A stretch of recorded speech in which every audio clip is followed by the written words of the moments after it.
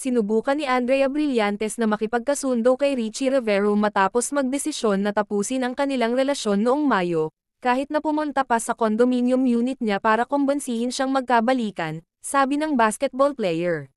Sa mensaheng ipinadala niya kay DJ Jaihon ng online entertainment show na Marites University, muling iginiit ni Rivero na hindi third party si Leren May Bautista na naging sanhi ng breakup nila ni Brillantes, dahil tapos na silang dalawa bago dumating ang beauty queen politician sa larawan. Napilitan si Rivero na tumugon kasunod ng isang ulat na ang malapit na kaibigan ni Brillantes at Cade ng Ginto, co-star na si Bea Bores ay nagbabanta na kakasuhan siya ng cyber libel matapos ang isang labanan sa social media kamakailan.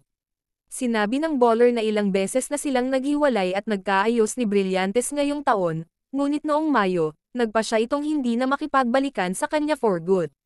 Sa kabila ng kanyang pakiusap, sinabi ni Rivero na nagpa siya na siyang wakasan ang kanilang relasyon. Nakilala ko si Leren May 26, hi. And alam nilang mag-best friend Bores and Brillantes na wala na kami that time. We broke up a couple times na early this year kaya magulo na talaga. Nakikipagbalikan siya and nung last time na, May 6, sinabi niya na wala na. End na of the relationship because of the girl na alam naman niya na kasama ng friend ko yun na pumunta doon so paanong overlap doon. Sinabi ni Rivero kay Jaiho, na malamang ang tinutukoy ay ang babae na sinabi ni Brillantes na nakita niyang hubad sa loob ng kanyang kondo.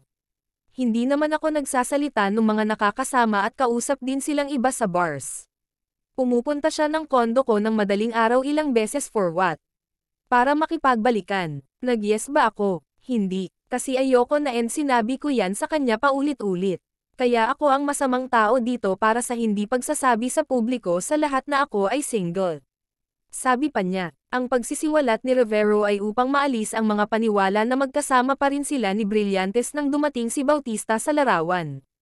Kamakailan ay formal niyang inanunsyo ang kanilang relasyon matapos silang makunan ng larawan na naging komportableng magkasama sa ilang pagkakataon.